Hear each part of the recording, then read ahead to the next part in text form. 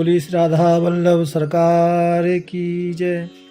सद्गुरुदेव भगवान की जय। अब सौंप दिया इस जीवन का सब भार तुम्हारे हाथों में है, हार तुम्हारे हाथों में है, जीत तुम्हारे हाथों में। प्यारे प्रभु प्रेमियों, अपने मन की डोर श्री राधा वल्लभ लालजू के चरणों पर सौंप दो। कहो ठाकुर, महाभारत काल में आपने अर्जुन के रथ की डोर को पकड़ा था, आप सारथी बने थे, तो ठाकुर मेरे जीवन में भी ये जो मुझे साधन मिला है, शरीर मिला है, जो मन है, मन रूपी जो घोड़ा है, जो अश्व है, रथ है, इसकी डोर भी प्रभु आप अपने हाथ में रखो। अपने हाथ की डोर ठाकुर के चरणों में लगा दो, क्योंकि जब हम अपने सर्वस्व भगवान के मन से दृढ़ निश्चय कर लेंगे कि ठाकुर मेरी डोर अब तेरे हाथ, ऐसा विश्वास कर लेना है, दृढ़ निश्चय करना है, तो आप देखोगे फिर जो भी कार्य होगा वो अच्छा ही होगा। अच्छा, कई बार किसी काम के लिए हम लोग सोचते हैं कि ये ठाकुर जी ने अच्छा नहीं किया, हो सकता है उसमें कुछ हमारी भलाई हो,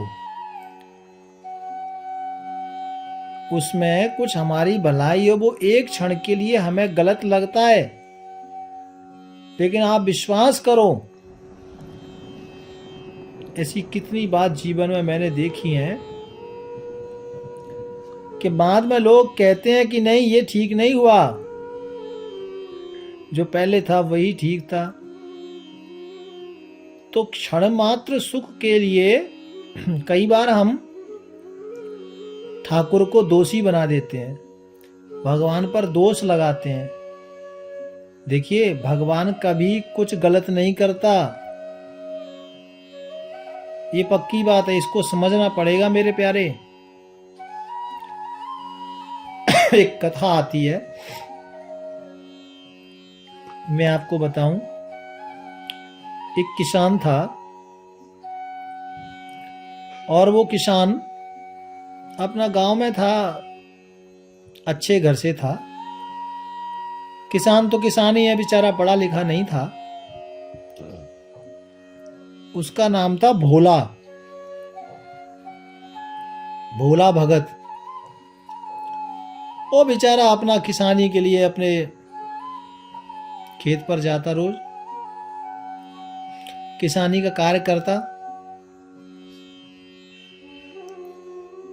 नित्य प्रति जाता आता,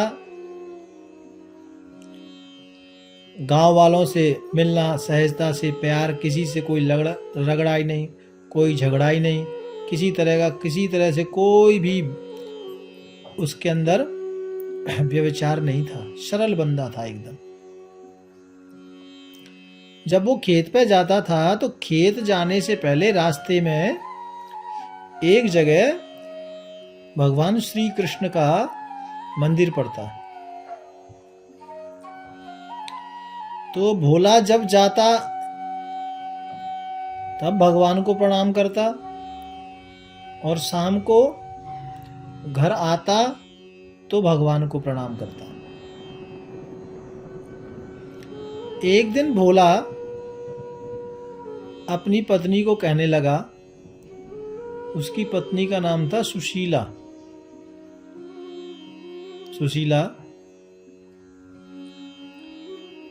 देखो हमारे यहाँ इतने पशु हैं, हमारी गाय है, इतना ताजा ताजा मक्खन रोज हमारे घर में निकलता है, तो देखो ठाकुर जी को तो कोई कुछ देता है, कोई कुछ देता है, हम तो गरीब आदमी हैं, ज्यादा कुछ दे नहीं सकते। तो मैंने सोचा है कि जब मैं सुबह जाया करूंगा ना, तो अपने खेत के मार्ग में किशन कन्हैया का एक मंदिर पड़ता है, और मैंने सुना है ठाकुर को मक्खन बहुत पसंद है। तो सुशीला, तू सुबह ताजा ताजा मक्खन निकाल दिया कर, और मैं जाते समय भगवान को भोग लगा दिया करूंगा।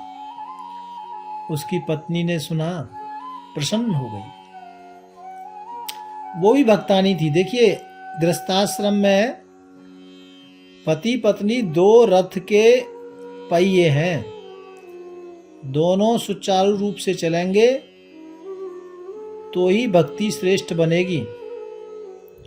पत्नी ने जब सुना कि ये तो बहुत अच्छी बात आपने कही, कृष्ण कन्हैया तो मक्खन के बड़े प्रेमी हैं, और जरूर मैं ताजा मक्खन निकालूंगी, आप जरूर ठाकुर जी को भोग लगाना।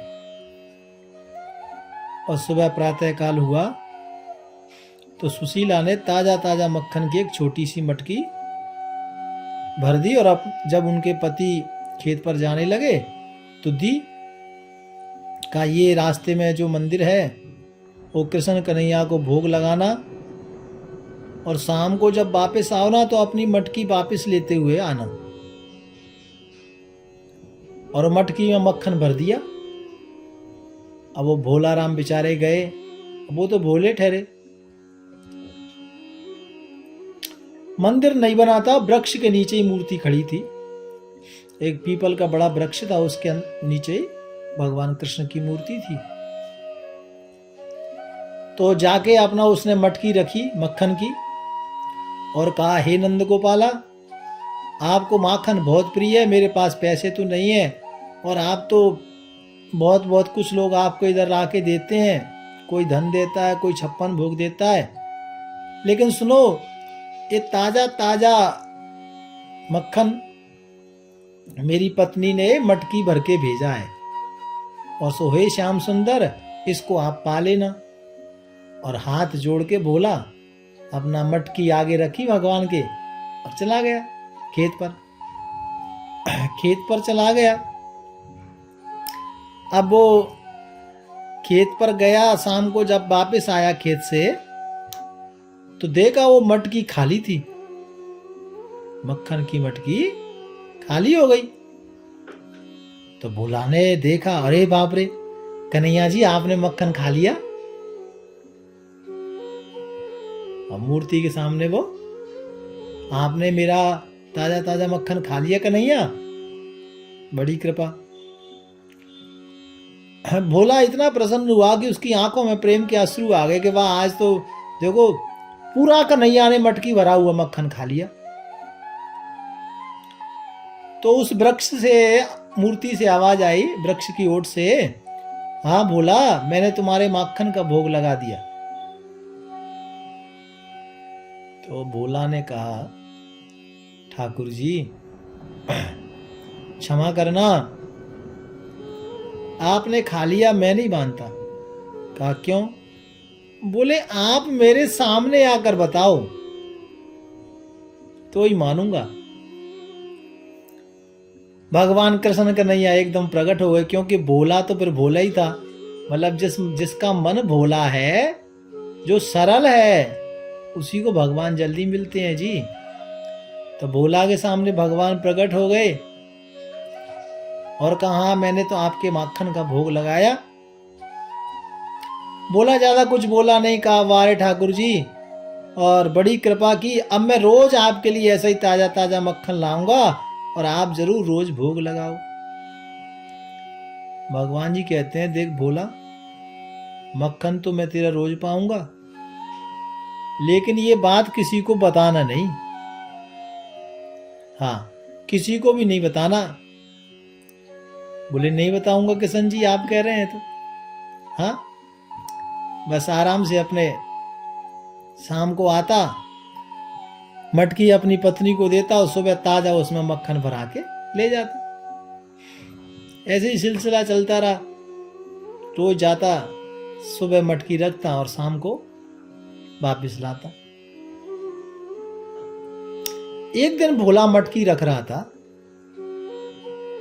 तो देखा भोला ने देखा कि मैं भी तो देखूं कि ठाकुर जी भोग कैसे लगाते हैं, कब आते हैं, कैसे खाते हैं। और वो पीपल के वृक्ष के पीछे जाके बैठ गया। इतने में एक सेठ आता है और भगवान कृष्ण की मूर्ति के सामने कहता है, ठाकुर जी, उसके पास एक थैला होता है जिसमें सोने की मोहरें, मुद्राएं भरी रहती हैं, पैसे वगैरह।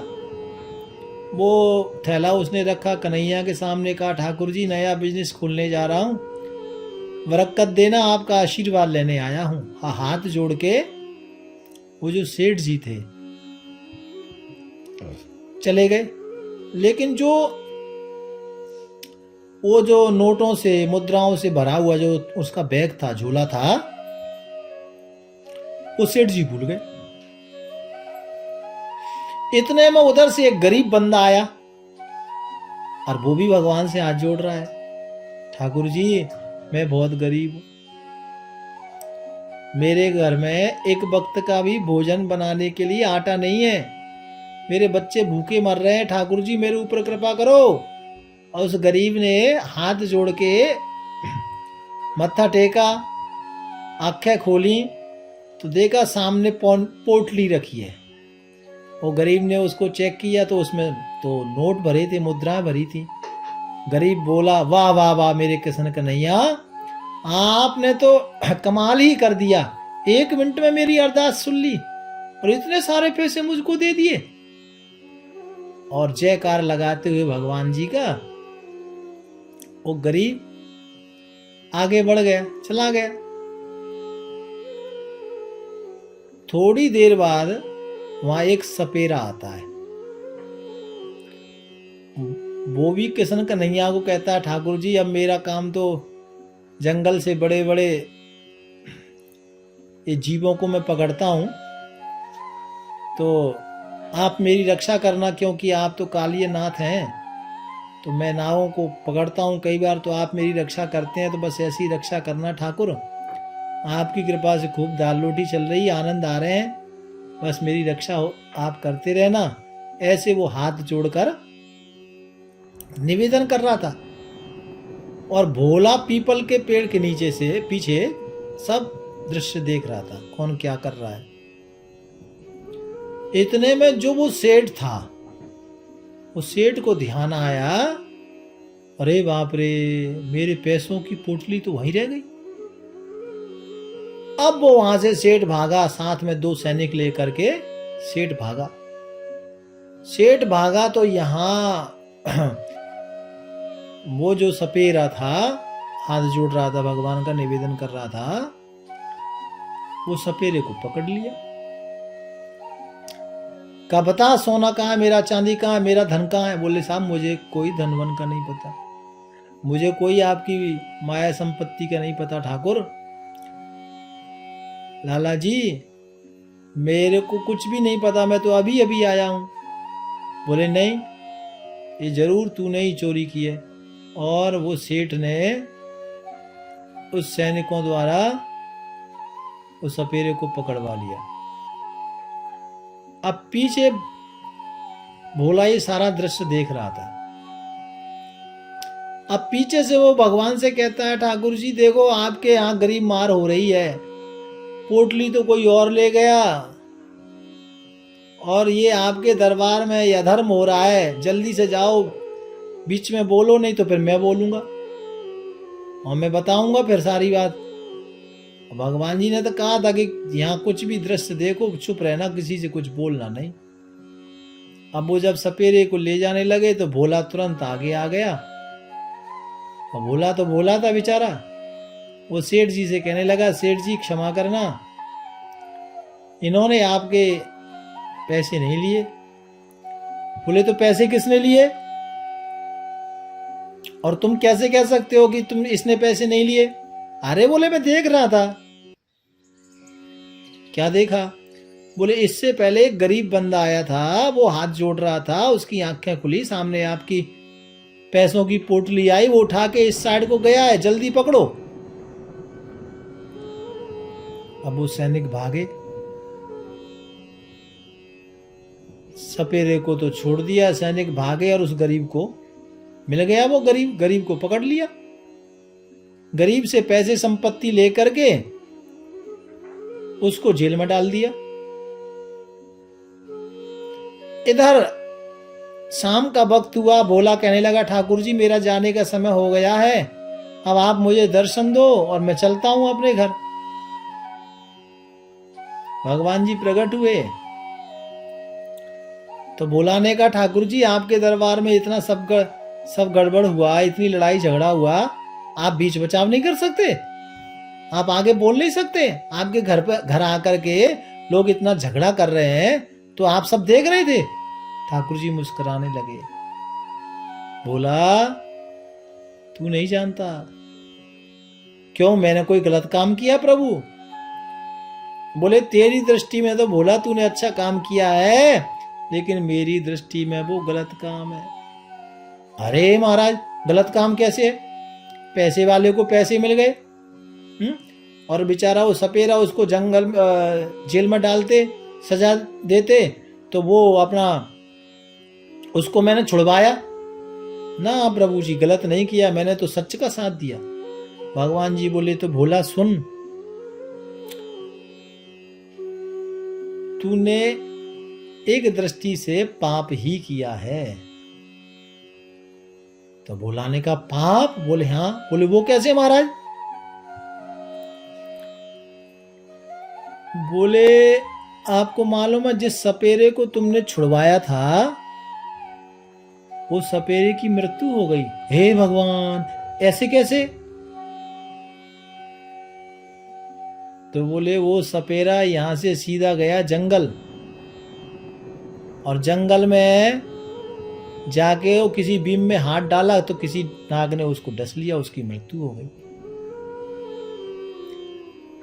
यदि उसको सेठ पकड़ के ले जाता, जेल में डाल देता, तो कम से कम उसकी मौत तो बच जाती, मृत्यु तो नहीं होती। हाँ महाराज। और दूसरा अपराध तूने ये किया कि देख सेठ तो पैसे वाला है, धनी है, उसको तो 1 करोड़ का कोई नुकसान होता मुद्रा का तो वो सहन कर लेता है ना। बुलाने का ठीक बात है कन्हैया। तो दूसरा अपराध तूने ये किया भोला, वो पोटली तो गरीब को पकड़ लिया, पोटली सेठ को मिल गई, लेकिन अब वो गरीब को डाल दिया जेल में, और गरीब के 4 बच्चे, उसकी पत्नी, 5 बच्चे अब भूखे सड़क पर रो रहे हैं। उनको कोई पानी देने वाला, भोजन देने वाला नहीं है, वो रो रहे हैं। अब उनको भोजन कौन देगा? वो तड़प तड़प के मर जाएंगे। सेठ तो दोबारा पैसा कमा लेता है, उस पैसे से सेठ को कोई इतना प्रॉब्लम नहीं होती, लेकिन अब तूने 6 प्राणियों को संकट में डाल दिया। बोला ठाकुर जी तेरी लीला तू ही जाने। इसलिए कई बार हम लोग कहते हैं कि भगवान ने अच्छा नहीं किया। देखो ये हमारी सोच है कि भगवान ने अच्छा नहीं किया, हाँ, लेकिन भगवान कभी किसी के साथ गलत कार्य नहीं करते हैं मेरे भाई। भगवान किसी के साथ कोई भी अपराध नहीं करते हैं। इसलिए ठाकुर जी की इच्छा हर चीज में, प्रभु इच्छा जान करके अपने जीवन को जियो, है ना। कोई भी कार्य होता है बहुत जल्दी से जल्दी दुखी भी नहीं होना चाहिए, और बहुत जल्दी सुख को भी संग्रह, सुख को भी नहीं लेना चाहिए। प्रसन्नता को भी बहुत ज्यादा उसमें डूबे ना। बस आहरनिश याद रखें, जो कुछ किया ठाकुर ने किया, जो कुछ करेगा ठाकुर करेगा। मेरा तो एक श्री राधा वल्लभ लाल है, ये भाव मन में हमेशा रखें। अब सौंप दिया इस जीवन का सब भार तुम्हारे हाथों में, है हार तुम्हारे हाथों में, है जीत तुम्हारे हाथों में। इस भाव से निरंतर भगवान के साथ चलें। प्यार से बोलो राधे राधे। बोल वृंदावन बिहारी लाल की।